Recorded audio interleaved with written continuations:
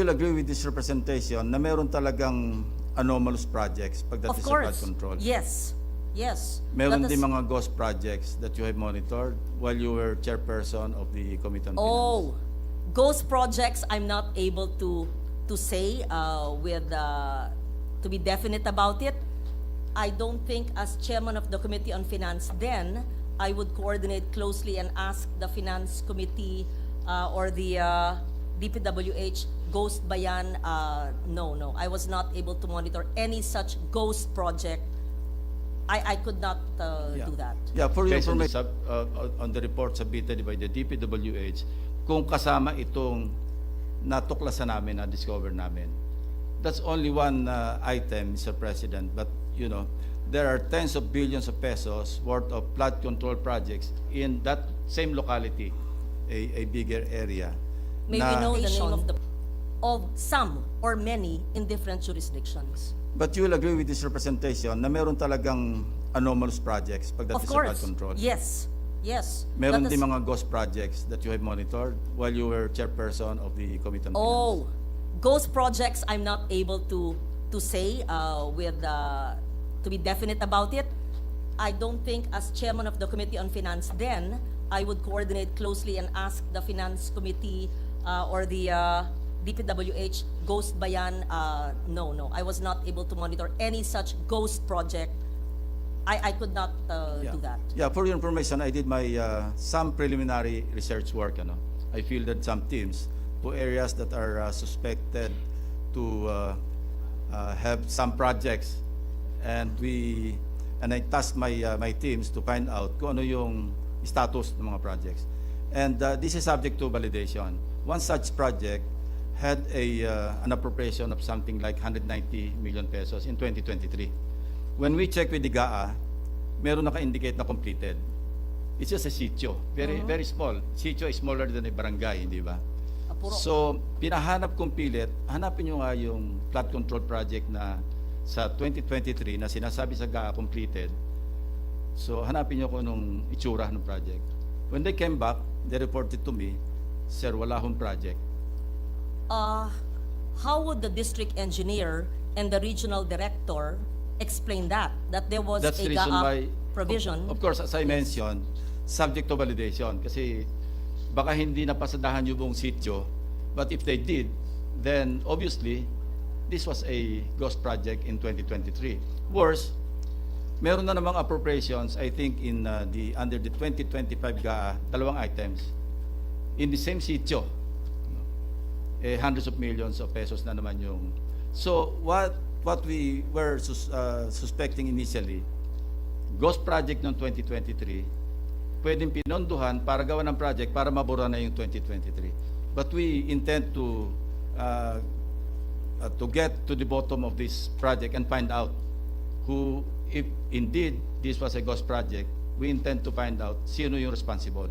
And I'm awaiting the report of the President to the public based on the report submitted by the DPWH kung kasama itong natuklasan namin, na-discover namin. That's only one item, Mr. President, but you know, there are tens of billions of pesos worth of flood control projects in that same locality, a bigger area. May we know the name of the province? Suspension, Mr. President. I might deliver a privileged speech, or I might take it up during a committee hearing. I'm almost certain it is not my home province of Antique. It's not in Antique, although we need, Mr. President. to be fair, we need a lot of flood control mitigation measures. Kung sa Antique, Mr. President, I won't be talking to you. Yes. No, but to be fair, the implementation of flood mitigation measures has been demonized. Kamukha kami, sa maliit na bayan ng Sebaste, may hanging bridge. Nawasak nung nakaraang bagyo. Ang mga DSWD at mga staff ko tumawid ng ilog na naglalakad. Pero hanggang ngayon, dahil sa gitna ng taon, ay walang panggaa at napakahaba ng proseso sa NDREAM Fund para itayo yung bridge.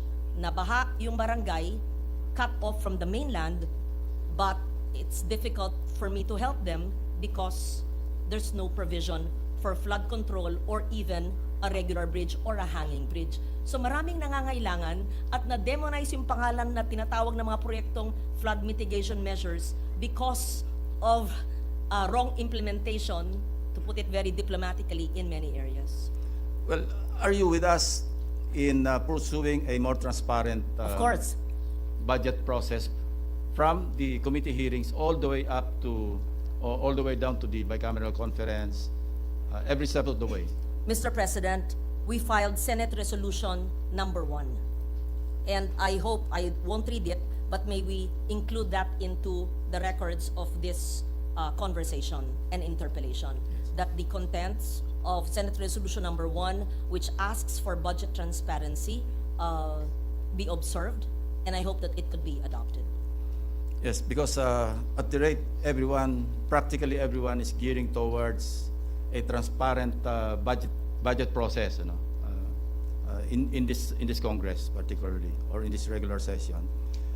I think we can more or less mitigate yung insertions, because legislators will be more reluctant to insert projects that are not coordinated with the agencies that will implement those projects, simply because they will be identified. Yes. If we have a transparent budget process or legislation process dealing with the budget. Yes. For 2026. I think from the very beginning, Mr. President, the budgetary process entails that the amendments of lawmakers must be aligned with what perhaps a district engineer or the LGU have discussed and have requested of the lawmaker. But the problem, Mr. President, is even before the approval of second reading, hindi natin alam kung sino yung proponent ng mga amendments, because these are not taken up in the plenary. It should be taken up and there should be a more transparent process. So you're with us, Of course. particularly with the new chairman of the Committee on Finance, Senator Gatchalian, because he requested the members of the minority to co-sign a joint or concurrent resolution to have a transparent budget process. As I said, we filed, I think 7 of us, a budget transparency resolution. And today, I supported the chairman of the Committee on Finance in the resolution by party, majority and minority, in budget transparency concurrent resolution. So we both agree that when we tackle the 2026 National Expenditure Program, and we come up with our own version, the Senate version, even scrutinizing the House version, the GAB, that we will open everything to the public and to the media. We should Walang open... taguan ng amendments, especially during the BICAM.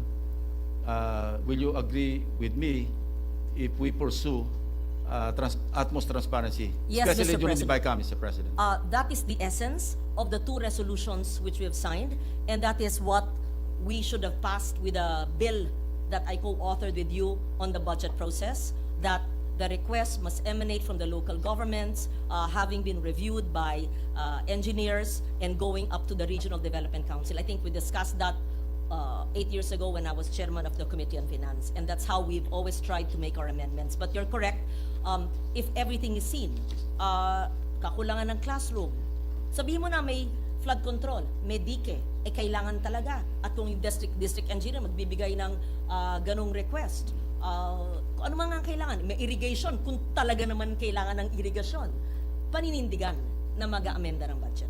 I'm very happy to hear that, Mr. President, because at least after the President castigated all of us, as a matter of fact, during the fourth SONA, siguro naman magigising na tayo sa katotohanan na mahiya naman tayo. Mahiya naman tayo Na lahat. mag-insert ng alam naman natin na hindi alam ng implementing agency.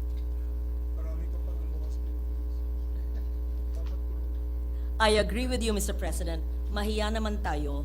Una, ang tagal na nandyan ang batas. Pangalawa, may pondo naman at hindi tayo mahirap na bansa. Pero matagal na nang naghihirap dahil hindi napapatupad ng ayos at ang iba ay napupunta sa katiwalian.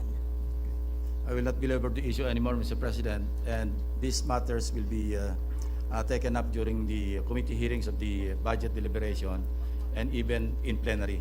So let's wait and see kung talaga magiging transparent tayo lahat. I think the At fact... least in the Senate. But the fact, Mr. President, the 2 resolutions have been filed already. One by the minority and second, initiated by the majority, the chairman of the Committee on Finance, and signed by the minority as well. There's no reason why there should not be transparency in the budget process. Thank you very much, Mr. President. Thank you, and we see how the issue of climate has intersected with the issue of budget transparency. Thank you, Mr. President. Thank you, Senator Lacson, Majority Leader.